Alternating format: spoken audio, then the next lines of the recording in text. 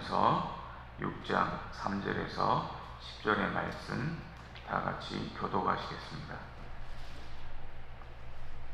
누구든지 다른 교훈을 하며 바른 말 곧 우리 주 예수 그리스도의 말씀과 경건에 관한 교훈을 따르지 아니하면 그는 교만하여 아무것도 알지 못하고 변론과 언쟁을 좋아하는 자니 이로써 투기와 분쟁과 비방과 악한 생각이 나며 마음이 부패하여지고 진리를 잃어버려 경건을 이익의 방도로 생각하는 자들의 다툼이 일어나느니라.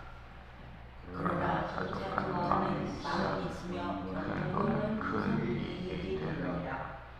우리가 세상에 아무것도 가지고 온 것이 없으며 또한 아무것도 가지고 가지 못하리니 우리가 얻을 것과 잃을 것이 있으면 손가락으로 알 것이라. 보하려 하는 자들은 시험과 올무와 여러 가지 어리석고 해로운 욕심에 떨어지라니 곧 사람으로 파멸과 멸망에 빠지게 하는 것이라. 돈을 사랑함이 일만하게 뿌리가 되나니 이것을 탐내는 자들은 유혹을 받아 믿음에서 떠나 마음 근심으로써 자기를 찔러도더라. 아멘. 샬롬. 이 시간 여러분과 평안히 함께 하시길 바랍니다. 바울이 제자 디모데에게 보낸 목회 서신 디모데전서에는 목회와 관련된 다양한 주제들이 등장합니다. 오늘 말씀은 자족에 관한 내용입니다. 흔히 자족하면 경제적 차원의 자족을 생각하는데 바울은 그 전에 종교적 차원의 자족을 언급합니다.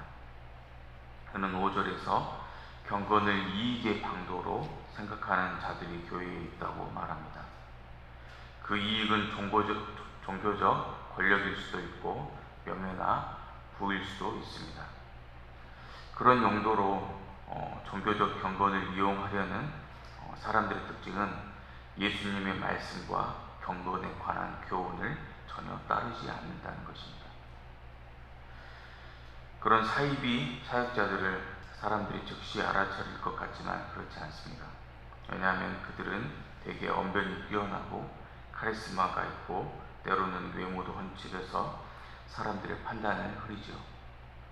그래서 그들이 예수 그리스도의 말씀의 경건에서 멀리 떠나는 자라는 사실을 분별하기가 어렵습니다. 그 결과 많은 사람들이 그들의 종교 사업을 적극적으로 돕습니다. 이용당하는 것이죠. 그런 사역자 중에는 처음부터 작정하고 종교 사업을 벌이는 사람이 있습니다. 그러나 처음엔 순수했지만 유명해지고 성공하면서 마음이 부패해져 진리를 잃어버리고 어그러진 길로 가는 경우도 있습니다. 8년 전 유명 일간지 일면 하단에 이런 광고가 실린 적이 있습니다. 제목은 국민 여러분, 부패한 종교 사업가 아무개 목사를 응징해 주세요입니다. 자신들을 해당 교회의 개혁 성도로 밝힌 이들은 한국 교회가 위기에 처해 있고 교회가 이미 목사들의 사유물이 된 지 오래라며 합동과 통합의 대표 교회라고 할 수 있는 이 두 교회가 저지르고 있는 악행 7가지를 고발했습니다. 이들이 밝힌 7가지 악행은 다음과 같습니다. 첫째, 회계 장부를 공개하지 않는다. 둘째, 독단, 족벌 경영을 한다. 셋째, 두 교회 목사는 대기업 회장도 부러워할 수 있는 수억 원의 연봉을 받으며 호화사치 생활을 한다. 넷째, 목회 활동보다 사업 확장에 더 관심을 쏟는다. 다섯째, 각종 의혹을 은폐하려 하고 말을 함부로 한다. 여섯째, 정치가와 결탁하거나 정권을 이용하여 사사로운 이권을 꾀하는 무리와 다를 바 없다. 일곱째, 이들 두 목사는 기독교에서 이미 개혁 대상으로 거론되고 있는 인물이다. 이 광고가 나간 지 8년이 지났지만 두 교회 목사들은 나아진 것이 없고 오히려 더욱 나빠졌습니다. 그중 한 교회가 총회로부터 개설습까지 허락을 받았습니다.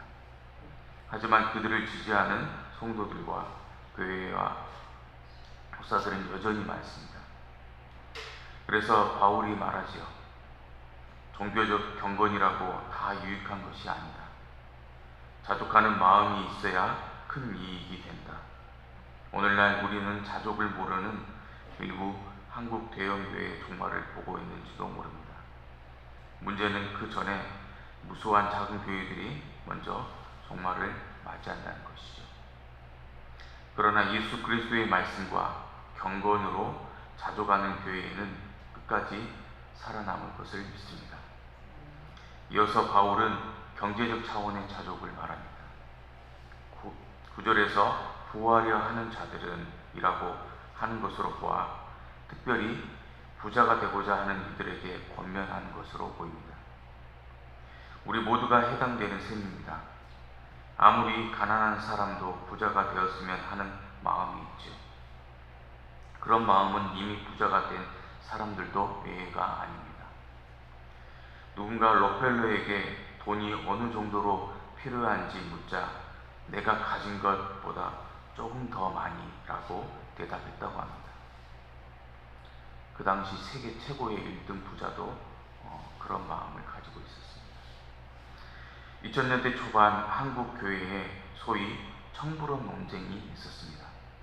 청부론을 찬성하는 사람들은 부자들 가운데 가령 자기 소유의 30%든 40%든 일정 부분을 이웃을 위해 쓰는 사람이 있다면 우리가 그를 깨끗한 부자, 청부로 인정해줘야 한다는 것입니다. 그러나 반대하는 사람들은 너희가 말세에 재물을 쌓았도다. 야고보서 5장 3절 말씀처럼 재물을 많이 가지고 있다는 것 자체가 이미 깨끗하지 않다고 봅니다. 30-40%를 떼어낸 나머지도 자기께 아니라는 것이죠. 부자들은 하나님 대신 만몬이라는 우상을 섬긴 자들이기 때문에 깨끗한 부자라는 말은 마치 동그란 네모와 같이 그 자체가 모순이라는 것입니다. 글쎄요, 어느 쪽이 맞을까요? 물론 부자들 대부분이 깨끗하지 않을 것입니다. 그러나 가난하다고 해서 다 깨끗한 것도 아닙니다. 부유하기 때문에 죄를 짓는 경우도 있지만 가난해서 죄를 짓는 경우도 있습니다. 그래서 잠언 30장에서는 아골은 이렇게 기도했습니다. 나를 가난하게도 마옵시고 부하게도 마옵시고 오직 필요한 양식으로 먹이옵소서. 혹 내가 배불러서 하나님을 모른다. 여호와가 누구냐 할까 하오며 혹 내가 가난하여 도둑질하고 내 하나님 이름을 욕되게 할까 두려워함이니이다. 만약 깨끗한 자가 되기에 모두 가난해져야 한다면 바울은 17절에서 부자들을 향해 너희는 재산을 다 팔아 가난한 자들에게 나눠줘라고 말했을 것입니다. 그러나 바울은 그렇게 말하지 않았습니다. 그보다 부자들에게 교만하지 말고 하나님 안에 재물에 소망을 두지 말며 선을 행하고 선한 사업을 많이 하고 나누어 주기를 좋아하라고 권면합니다. 10절에서도 돈을 사랑하는 것이 일만하게 뿌리라고 했지 돈 자체가 일만하게 뿌리라고 하진 않았습니다. 돈은 그 자체가 더러운 것이 아닙니다. 더러운 것은 하나님보다 돈을 더 사랑하는 인간의 욕망이지요. 그런 욕망이 가득한 우리에게 바울은 자족하라고 권합니다. 그는 우리가 원래 세상에 아무것도 가지고 온 것이 없을 뿐만 아니라 또한 아무것도 가져가지 못한다는 것을 기억하라고 말합니다. 7절의 말씀입니다. 우리가 세상에 아무것도 가지고 온 것이 없음에 또한 아무것도 가지고 가지 못하리니 하지만 우리는 지금 너무나 많은 것을 가지고 있습니다. 초등학생들만 해도 꽤 많은 것을 가지고 있지요. 필기도구가 수백 개, 지우개는 수십 개, 옷, 신발, 장난감, 인형, 운동기구 등 큰 공, 작은 공, 자전거, 아파트마다 사용하지 않는 녹슨 자전거를 처리하는 문제 등 노인들도 만만치 않습니다. 자녀들이 쓸데없는 것 버리라고 아무리 말해도 듣지 않습니다. 오래된 그릇부터 옷, 신발, 이불, 냉장고에 1년 내내 먹지도 않을 음식까지. 저도 이미 책 한 200권을 버렸지만 아직도 버려야 할 책이 더 있습니다. 세상에 올 때 아무것도 가지고 온 것이 없었던 우리들이 지금 이렇게 부유하게 살고 있습니다.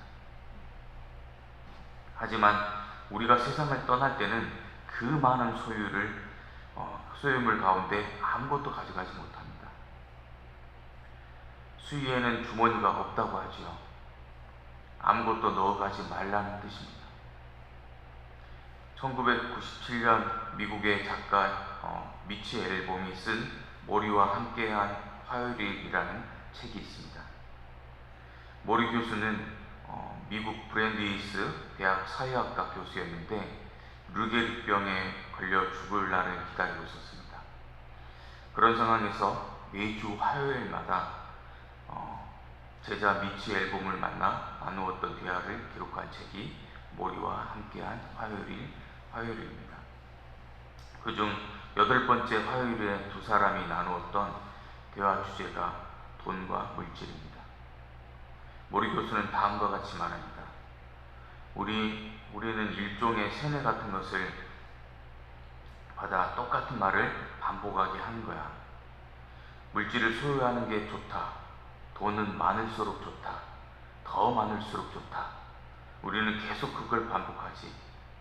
그러다가 결국 아무도 다르게 생각할 수 없게 된다네. 보통 사람은 이 모든 것에 눈이 멀지. 그래서 진짜 중요한 게 뭔지 아무도 생각하지 못하네. 우리는 사는 동안 어디를 가든 새 것을 움켜쥐고 싶어하는 사람들을 만나지. 새 차를 사려고 아등바등하고 부동산을 새로 구입하려고 애를 쓰고 최근에 나온 아이폰을 움켜쥐고선 내가 뭘 가지고 있는지 아십니까? 내가 뭘 샀는지 알아요? 자랑하고 싶어 입이 근질근질하네. 그 말들을 내가 어떻게 해석하는 줄 아는가? 이 사람들이 사랑에 너무 굶주려서 그 대용품을 받아들이고 있구나. 저들은 물질을 껴안으며 일종의 포옹 같은 것을 기대하고 있구나. 하지만 그런 식으로 될 리가 있나? 물질이 사랑과 용서, 다정함, 동료애 같은 것을 대신할 수 없는데 말이지. 모리 교수도 죽음을 앞두고서야 그런 진리를 깨달았다고 합니다.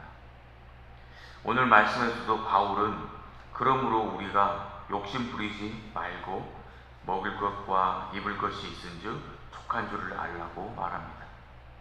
먹을 것과 입을 것만 있으면 집은 필요하지 않다는 말일까요? 그렇지 않습니다. 여기서 입을 것이란 옷을 의미하지만 지붕과 거처를 뜻하기도 합니다. 그러므로 본문은 기본적으로 우리에게 의식주가 필요함을 인정하고 있습니다. 그렇다면 그리스도인들은 의식주 외에는 필요하지 않는다는 것일까요? 성경을 그렇게 율법적으로 보면 안 됩니다. 바울이 말하는 것은 과도한 소유를 경계하라는 것이죠. 자족하라는 것입니다. 물질에 대한 탐욕을 멀리하고 하나님 안에서 자족하라는 것입니다.